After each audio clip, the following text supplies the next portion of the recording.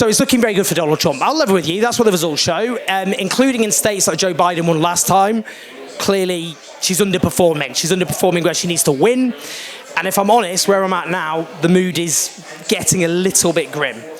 It is a very stressful night for people on the US left. No pressure. I'm with Gustavo Gordillo. He's the co-chair of the Democratic Socialists for America here in New York.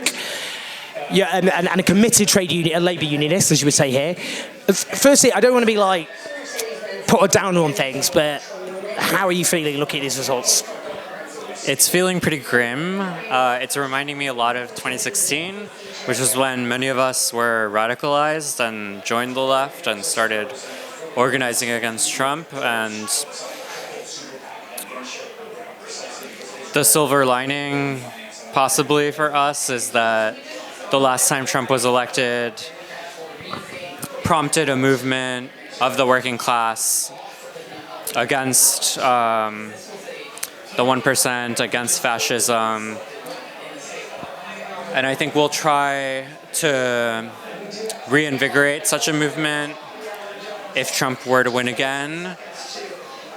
But it's feeling to me very similar, actually, to 2016 when Hillary ran this playbook that was totally absent of class struggle, that was banking on a strategy around class de-alignment, actually, that the Democrats have kind of worked for decades at this point. You speak from lived experience. You're an electrician. You're very much rooted in the labour movement, the organised working class. This isn't a hypothetical, theoretical point of view. Totally. Before I was an electrician, I used to work at UPS. So I worked in logistics. Infamously, in this election, the Teamsters, which was my former union, did not make an endorsement between Kamala and Trump. The membership, there was a poll and they voted for Trump, didn't they? There were two polls and they were sort of split in the Teamsters. And actually, people have asked me, why are the Teamsters staying out of this election? And I really can only say Jimmy Carter, the president, who was a Democrat, was responsible for deregulating the trucking industry, which used to be the heart of the Teamsters. And that decimated the Teamsters union. So that's been the Democratic Party's policy for decades. After that, we had Clinton, who passed NAFTA, which further decimated unions in the United States. And then we had Obama. Obama created the public investment for Elon Musk to create Tesla. And he placed no conditions on that investment to require unionization. So Elon Musk, who's fueling Trump right now, is a product of the Democratic Party and of Barack Obama as a president. So it's a bipartisan project that's led us to this point. I mean, if Trump as likely wins, the right wing of the Democratic Party, what they're clearly going to do is say, we were too progressive, we need to basically shift onto the terrain of Trumpism. And they'll then, a lot of demoralised natural Democratic voters might listen to that. And they might think we need to abandon the kind of, I guess, the politics you and I would agree on. What's going to be the strategy to deal with that? Well, in DSA, we think in this election, we've been asked not to vote for what we want, but to vote for what we can stomach. And I think we're seeing the results of such a strategy. The working class does not identify with the Democratic Party. Increasingly, the working class and even the multiracial working class sees Trump and fascism as an answer, and there isn't really a working class politics that can speak to the masses since Bernie's presidential election. And I think it was a mistake that the left did not contest for the presidency in this election. And I think it's something that we have to bring to 2028, no matter what the results of this election. When I went to Trump rallies, for example, in Milwaukee, in Pennsylvania, and I spoke to people who were there, I guess the three main things that would come up, they would talk about migrants, as you would expect, the border, that's what they would talk about. Then they would talk about inflation and war, not necessarily in that order, in different order.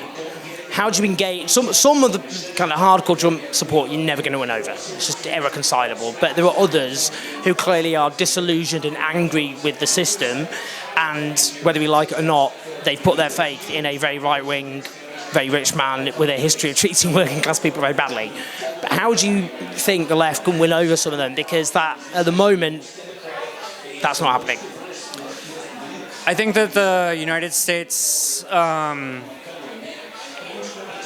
has a history of individualism and of promoting individualism as an ideology that works for people.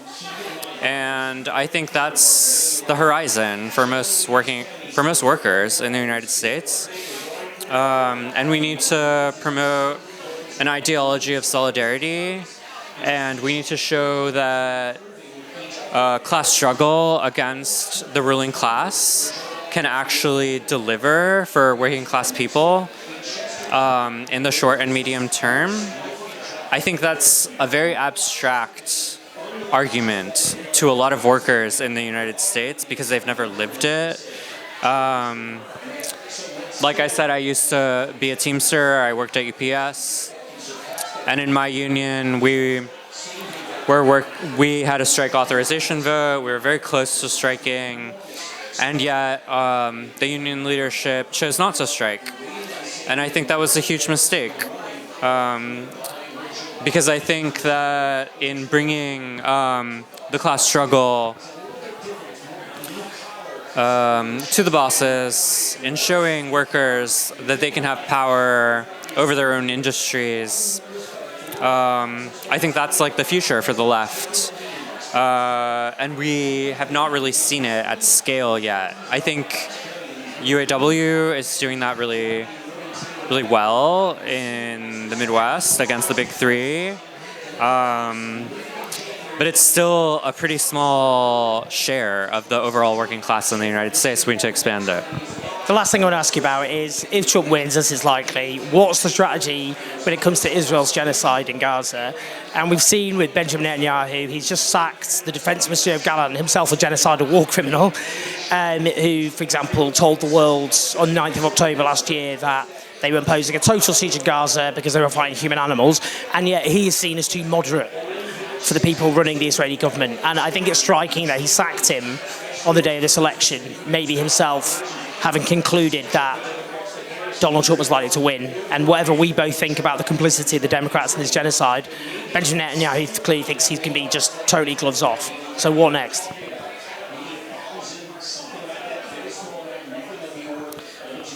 I think that Palestine has not turned out to be a defining issue for most voters in the United States. The majority of the U.S. supports a ceasefire, but we don't yet have the working class institutions that can turn that into a salient issue that can define an election. And I think that's our project for those of us for whom support for a genocide is a non-starter. And, you know, I didn't vote for Kamala Harris. Who did you vote for? I wrote in Rashida Tlaib. Who, just so everyone is aware, is a Palestinian-American congressperson in Michigan. Yeah. She refused to back either candidate. I live in New York. It's a safe state. It's a blue state. So it was a symbolic gesture. But we need to turn that sort of sentiment into a collective movement. And we haven't yet. We thought we were on our way to it. I think the uncommitted movement in the United States did build a mass base, but it's still a fraction of the country. We need to go much further. Well, sobering stuff. It's really good to be able to talk to you, Gustavo, co-chair of the Democratic Socialists of America here in New York. That is the New York branch.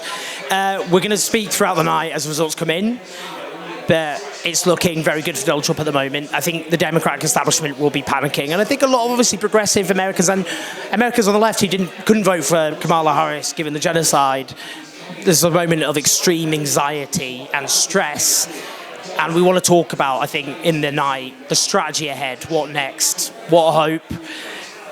We've gone through dark periods in human history before, and it may well be that we're going through another dark period where there'll be lots of pain and suffering until, I'm afraid, those fighting for a more progressive future can triumph. Sorry to be depressing, but we've got to work with the material we've got. Please like and subscribe, leave your comments and thoughts. Do support these videos. Click on the link, patreon.com/Joseph. We'll be traveling around the country like I've been doing to make these videos with these brilliant videographers. I'll speak to you soon.